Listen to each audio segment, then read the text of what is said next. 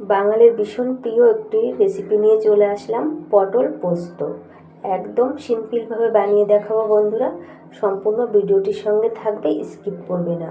দেখো, পটল পোস্তটা কিন্তু দেখতে ভীষণ লোভনীয় লাগছে।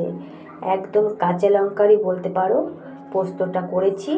তো আমি কিন্তু এখানে 500 গ্রাম পটল নিয়েছি, দেখো ছিলে নিয়েছি। আর এই পটলটা সাদা পটল, তাতে করে কিন্তু এই পটলের খোসাটা ভীষণ পাতলা থাকে। চারিদিকে একটু কাচিয়ে কাচিয়ে নিয়েছি, তাতে দেখতেও ভালো লাগবে আর পটলটা কিন্তু সিদ্ধ এবং ভাজা দুটোই ভালো হবে। এখন নুন হলুদ মেখে নিচ্ছি। আর তার সঙ্গে কিন্তু আমি পোস্তর সঙ্গে একটু আদা আর কাঁচা লঙ্কা বেটে নিয়েছি।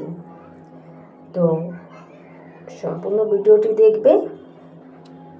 এখানে পোস্ত, আদা আর কাঁচা লঙ্কা এই তিনটে জিনিস বেটে নিয়েছি শিলবাটায়। তার সঙ্গে একটু সরষের তেল মিশিয়ে মেখে রেখে দিচ্ছি কিছুক্ষণের জন্য, তাতে করে পোস্তটা বেশ ঝাঁঝালো হবে। এখানে কেউ সর্ষেও ব্যবহার করতে পারো সামান্য। এবার ননস্টিকের একটা প্যান বসিয়ে দিয়েছি, তাতে কিন্তু পরিমাণ মতো সর্ষের তেল দিয়ে দিলাম। তেলটা গরম হয়ে গেছে। এবার একে একে সমস্ত পটলগুলো দিয়ে ভালো করে লাল লাল করে কিন্তু ভেজে নিতে হবে। পটলটা যত সুন্দর ভাজা হবে ততই কিন্তু পটল পোস্তটার টেস্টটা ভালো লাগবে। আমার চ্যানেলে নতুন হয়ে থাকলে অবশ্যই চ্যানেলটি সাবস্ক্রাইব করে পাশে থাকা বেল আইকনটি অন করে দিও, তাতে করে যখনই আমি নতুন কোনো ভিডিও আপলোড করব সবার আগে তোমার কাছে পৌঁছে যাবে। পুরনোদের অনেক অনেক ধন্যবাদ এইভাবে আমার পাশে সাথে থাকার জন্য। ভিডিওটি দেখে ভালো লাগলে অবশ্যই একটি লাইক, কমেন্ট এবং বন্ধুদের সঙ্গে শেয়ার করতে ভুলো না। দেখো, পটলগুলো কিন্তু লাল লাল করে প্রায় ভাজা হয়ে গেছে। আমি কিন্তু পটলগুলো ঢাকা চাপা দিইনি, যেহেতু পটলগুলো কাচিয়ে কাচিয়ে দিয়েছি, তাতে করে কিন্তু ঢাকার কোনো প্রয়োজনই নেই। ভাজা হয়ে গেছে, তুলে নিচ্ছি। কতটা ভালো লাগছে দেখতে। এবার ওই যে ব্যাটারটা বানিয়ে রেখেছিলাম আমি, পোস্ত, কাঁচা লঙ্কা আর আদা বাটার, ওটার মধ্যে একটু হলুদ মিশিয়ে নিচ্ছি। তার সঙ্গে দিচ্ছি একটু লাল লঙ্কার গুঁড়ো, তাতে করে কালারও হবে, একটু হালকা ঝালঝালও বাড়বে। এখানে পোস্ত বাটা জল ছিল, ওটা দিয়ে আমি কিন্তু ব্যাটারটা ভালো করে তৈরি করে নিচ্ছি। একদম সিম্পলভাবে কিন্তু আমি আজকে পটল পোস্ত রেসিপিটা দেখাচ্ছি।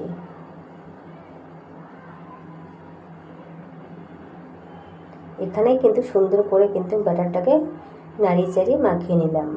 ননস্টিকের প্যানে তো তেল ছিলই, তাতে একটু সাদা জিরে ফোড়ন দিয়ে দিলাম। এবার দিয়ে দিচ্ছি ব্যাটারটা। এবার এই মশলাটা দিয়ে বেশ কিছুক্ষণ ভালো করে কষিয়ে নেব।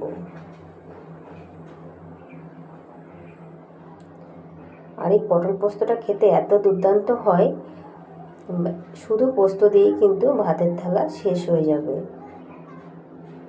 একদিন ভালো লাগলে অবশ্যই এভাবে বানিয়ে খেতে পারো।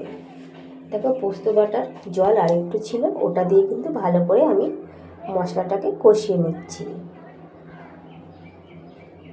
আদা বাটাটা দিলে কিন্তু পোস্তের মধ্যে খুব ভালো যায় আর খুব সুন্দর একটা ফ্লেভারও বের হয়।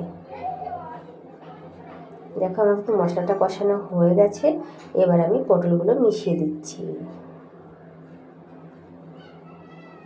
মশলাটার থেকে একদম কিন্তু তেল ছেড়ে এসছে।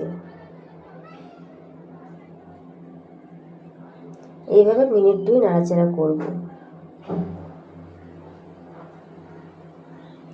পটলে কিন্তু একটু জল নেই, সুন্দর করে ভাজা হয়েছে। এখন একটুখানি নুন মিশিয়ে দিলাম। পটলটাও সুন্দর ভাজা হয়ে গেছে, মশলাটাও কিন্তু কষানো, সুতরাং খুব বেশি জলের এখানে প্রয়োজন নেই। আমি অল্প করে একটু জল দিয়ে দিলাম। পটল পোস্ত কিন্তু একটু মাখা মাখাই ভালো লাগে। এবার আমি এখানে একটু ঢাকা চাপা করে দিলাম। দেখো, ঢাকনাটা খুলেছি, আমার কিন্তু পটল পোস্ত রেডি পথে পুরো।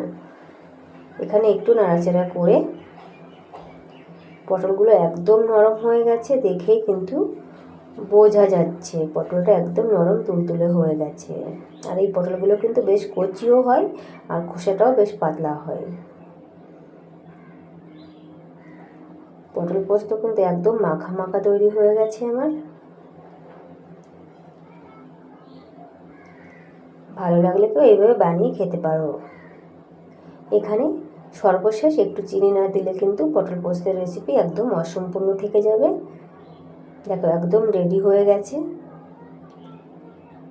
আরও 2 মিনিট একদম নিভো আছে কিন্তু জাল করে নিয়েছি। একদম রেডি টু সার্ভ। দেখো প্লেটে উঠেও যাচ্ছে। দেখো কতটা লোভনীয় লাগছে। সকল বন্ধুরা ভালো থেকো, সুস্থ থেকো, এইভাবে সকলের পাশে থেকো। ধন্যবাদ। দেখা হবে নতুন কোনো ভিডিওর সঙ্গে।